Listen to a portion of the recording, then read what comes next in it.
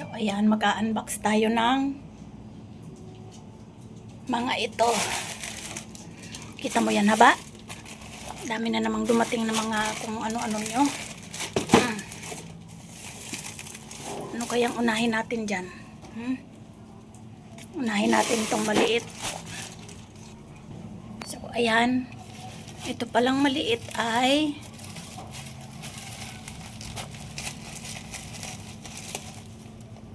probiotics. Yan. Kumpleto naman kayo tapos nagkakasakit pa kayo. Di ba? One down. Tutulong ka ba, Siopaw? Mga excited. Mamaya iinom ka ng gamot. Mamaya inom gamot. Mag-unbox muna tayo nito. So, ayan. Ito pala ay vitamins. Coat Shine para to kay Choco at sa lahat para yung mga balahibo nyo ay hindi naglalagas. Tatlo na agad. Rambo talaga yan si ate. Dami agad order. 1 down ay 2 down na pala. Ito naman, ano kaya ite? Hulaan mo ba ano ite? Ha? Ano ite?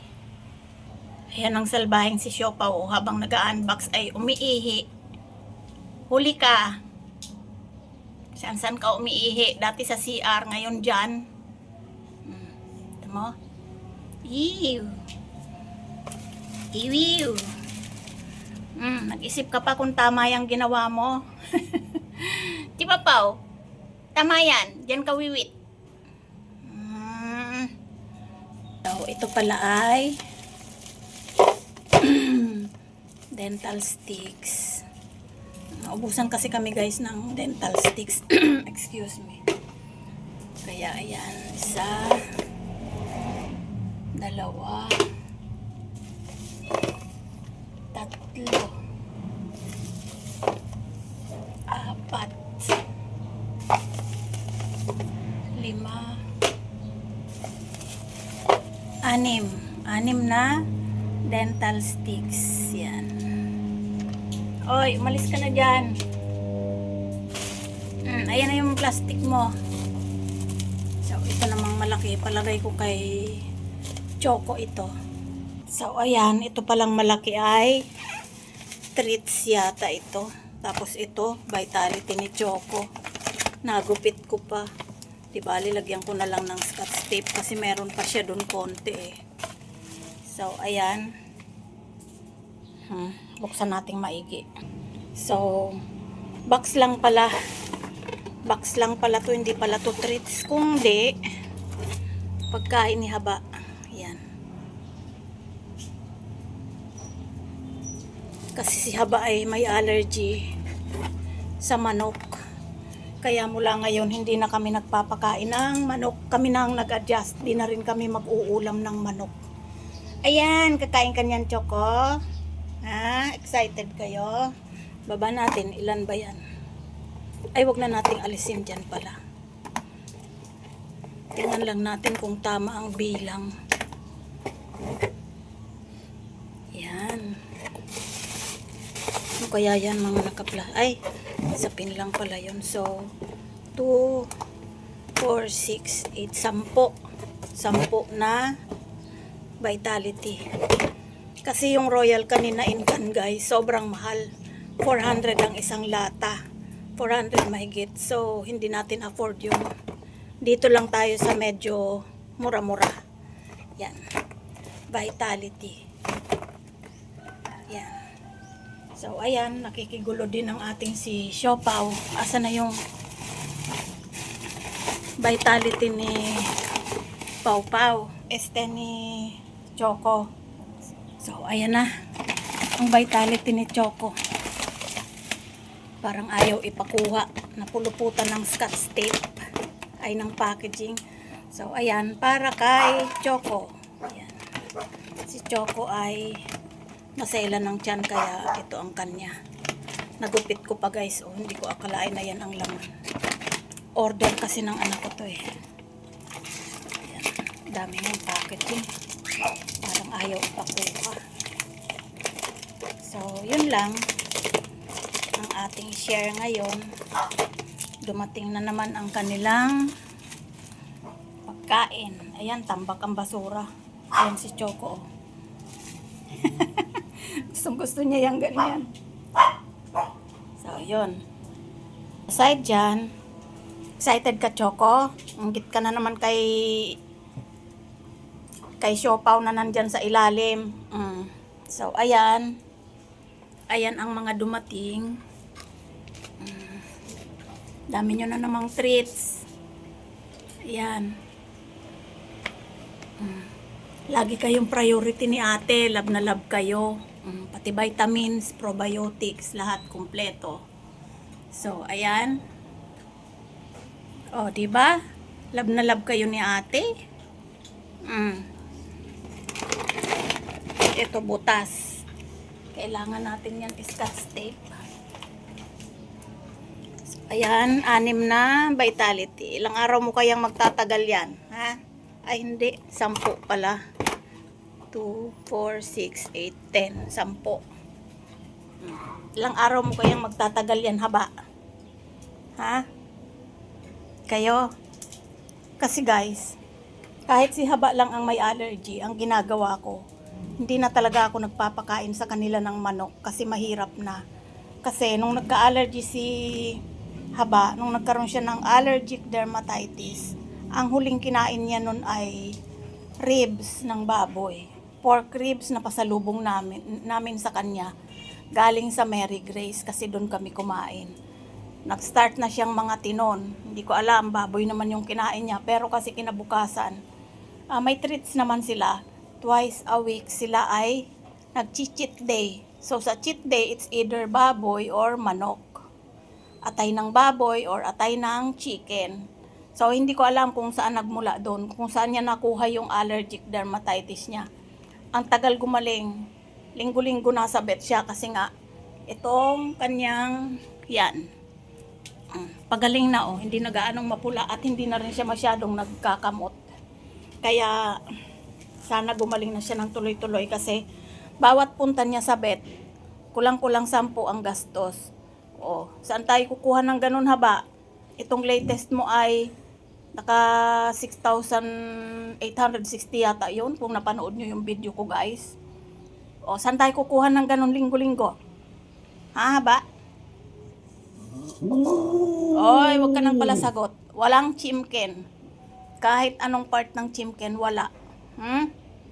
Wala muna at forever nang wala. Kaya pag pinapainom ko siya ng gamot guys, yung kanyang gamot na mga tablet ay sinasama ko sa pagkain na wet. Ang gagawin ko, konti muna ibibigay ko para talagang maubos niya. Kasi pag hindi niya inubos yun, sayang naman ang mahal-mahal ng gamot. Yung cetirizine niya ay nagkakahalaga ng yung 14 pieces, nagkakahalaga ng 4,200. Akalain mo yun haba? Hindi na ako makapagpalinis ng muka. Hindi na makapagpa-facial si mama. Buti ka pa, may sponsor. Si mama, wala. Di na muna siya magpapa-facial kasi ganyan ka. Haba, naririnig mo ba ako? Naririnig mo ako haba? Sobrang gastos mo. So, ayun guys. Sa mga nagsasabi na ang aspin ay madaling alagaan, ayan, si haba, mas masailan pa ngayon. Awa ng Diyos, mas masailan pa siya kay Choco. Si Choco ay madaling masira ang tiyan sa mga pagkain, kaya hindi siya basta-basta kumakain ng kung ano-ano. Kasi kadalasan, pag nasira naman ang kanyang tiyan, magsusuka. Eto ang nanay, si Clover. Berber, huwag kang magkakasakit ha. Si Clover ay 8 taon na. 8 years old na yan. 8 years old na ang Clover. Nagsawa ka na sa ilalim? Iniintay lang kitang umalis para maligpit ko na yan, Siopaw. Narinig niyang liligpitin. Ayan, pumasok na naman ulit. Pau-Pau, gustong-gusto mo dyan? Pa rin umaalis si Pau-Pau dyan sa kanyang basura. Ayoy! Tatapon na natin yan, bebe. Baka mamaya may basura na. Alis na dyan. Asan si Pau Pau? Hanapin si Pau Pau. Pau Pau, ikaw lang nakaka-appreciate ng mga basura ni Mama. Alis na dyan. Liligpitin na natin yan. Oh, may airplane na dumaan. Pau Pau! So, yun lang guys. Ang share ni Siopaw ngayon. Ang mangulit. Ayan, mangulit. Maglaro sa kumpol ng mga plastic. Ano ba? Okay ka na? Okay ka na, Bangbang? Bangbang! Ayan. Ayan si Itim. Bagong suklayan. Timtim! Anong ginagawa mo dyan?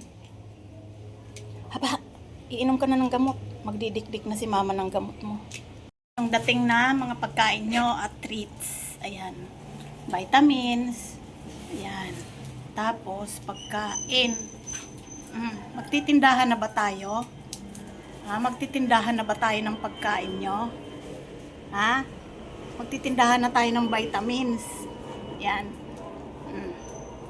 Yan ang mga pagkain nyo. Magtitindahan na daw kami. Yan, daming stock. Kasi umuulan-ulan, baka maubusan. Sobrang takot mo, Itim, maubusan ka ng pagkain. Itim, masyado kang takot maubusan ng pagkain, bebe. Takot si ate maubusan ka ng pagkain. Kaya iyan. Daming stock. Yan. Ano, nagsawa ka na sa mga plastic? Nagsawa na yan sa mga plastic? Ay, tuplado. Tuplado. Tuplado Busin mo yan. Kailangan maubos niya yan guys kasi may gamot yan eh. Kaya konti lang ang binibigay ko para ubos na ubos talaga niya. Para yung hindi masayang ang gamot. Mamaya bibigyan ko ulit siya pag pinakain ko yung mga kapatid niya. Gusto ko lang maubos niya yung gamot para talagang gumaling siya. Maubos niya. Ang hirap kasi niyang pakainin kapag walang wet food. Kahit ilagay mo sa ilalim ng mga pagkain niya yan, kung buo, hindi niya talaga kakainin, iluluwa niya yan. Mautak yan si Haba eh. Ayan. So, since favorite niya yung wet food na pedigree, ayan, ubos. So, mamaya pakainin ko ulit siya. Yung normal na kain na, ang mahalaga na kainom na siya ng gamot. Ganon ko siya painumin ng gamot, guys. Diba? Favorite niya yan eh. So, ubos. Diba? Ito pa ba eh. May natira. Pusin mo. So, yun lang guys. Share ko lang kung paano ako magpainom ng gamot kay Haba. Guys, gabi na naman. Tayo ay magdidikdik na naman ang gamot ni Haba.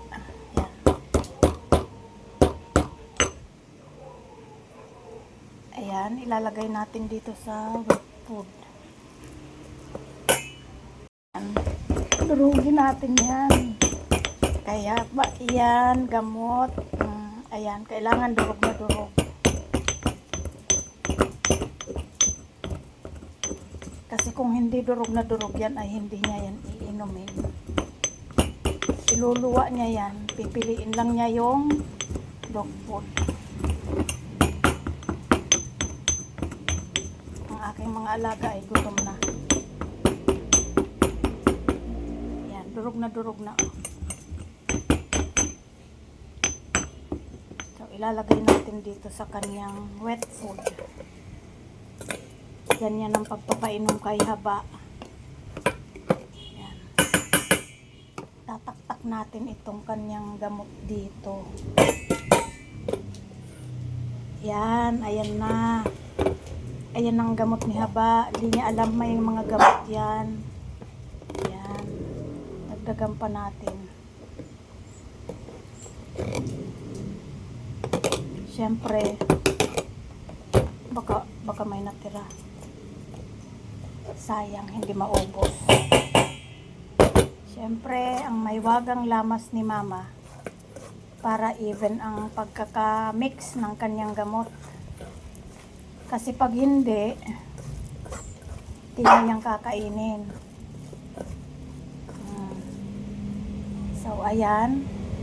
Itong buo na to, mamaya na yan, bibigyan ko pa ulit siya. Ito lang ay para sa gamot, para masimot niya yung gamot. So, ayan. Kainin mo to, ba? Ba. Ayan. Alis dyan, Choco, hindi sa'yo to may gamot to. Kain na. Dali, oh. Bilis na. Ganyan siya kaarte. Kain na, ibibigay ko to kay Clover. O, kain na.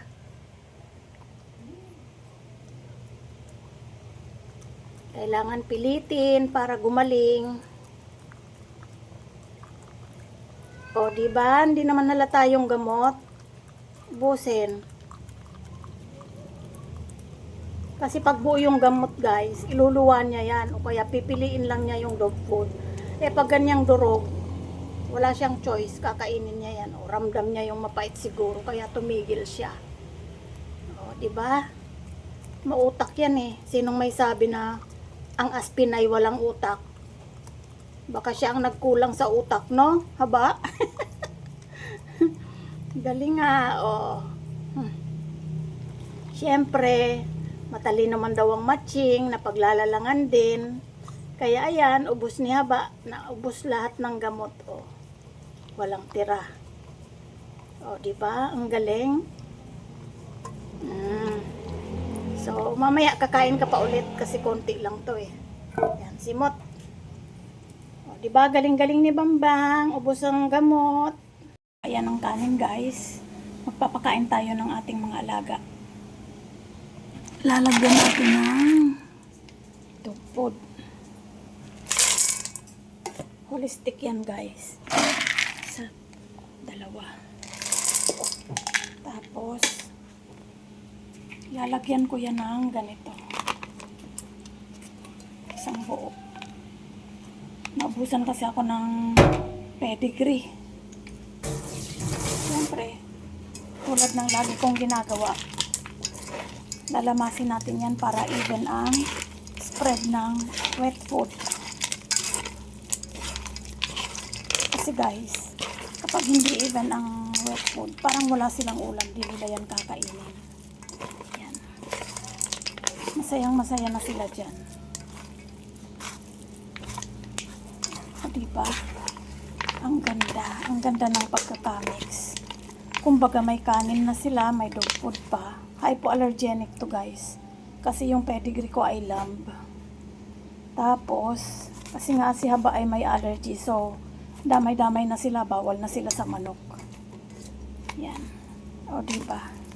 May konting nasira yung rice cooker ko kaya laging may konting sunog yung aking kanin. Pero malambot naman. O, ayan guys. O, diba? Ang ganda. Ganda.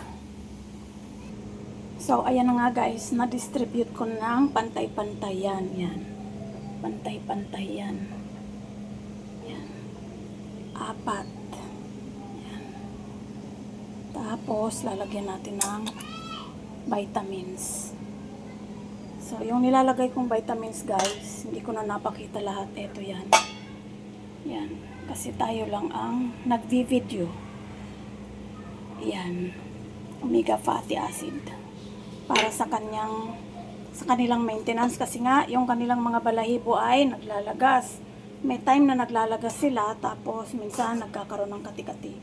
So, aside dun sa vitamins nilang isa, nilalagyan ko pa rin yung pagkain nila niyan. Lahat na sila para pare-parehong healthy. So, ayan, bibigay na natin. Unahin natin si Clover. Clover. Hindi yan kakain si Pongging dyan kasi alam niyang hindi kanya yan. Pongging. Yan. Tamo, hindi siya nakikikain. Ito kay Timtim kasi marami. Malaki siya.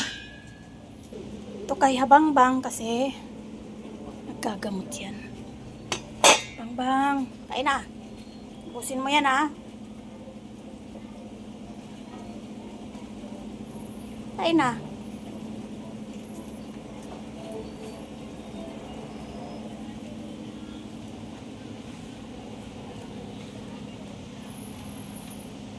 Tim, kain na. Kain na, ba?